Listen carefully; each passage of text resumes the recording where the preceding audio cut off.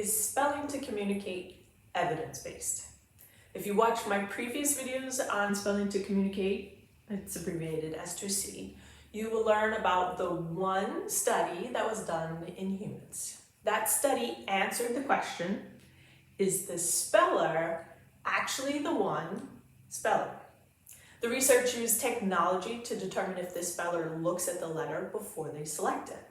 This was an important question to answer with a research study because historically people with non-speaking autism were considered to have low intelligence, basically because they didn't have a way to communicate their intelligence. So what makes a therapy evidence-based? Let's answer that. Hi, I'm Dr. Teresa Lyons. I teach parents the cutting-edge science of autism so that you can make the best decision for your child based on quality information. Spelling to communicate can become a bit of a controversial topic quite quickly. The simple answer is therapies are evidence-based if they have numerous, large, well-designed studies demonstrating that the therapy leads to a positive outcome for treating a specific problem. That's the definition of evidence-based. Let's think about the autism population and this definition of evidence-based therapies. Autism is heterogeneous, meaning it presents itself in many different ways. There hasn't been many things true for all people with autism.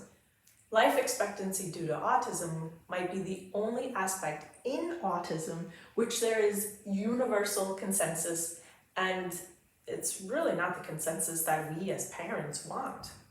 With autism, not every person would need or want to use the approach of spelling to communicate. So that will decrease the population size that can be studied. Then comes the interesting issue of testing therapy. You need people who know the therapy before they can do large, well-designed research studies to determine positive outcomes. So you actually need people with autism to learn S2C so that research studies can be designed, and then we need these people also to participate in the research studies.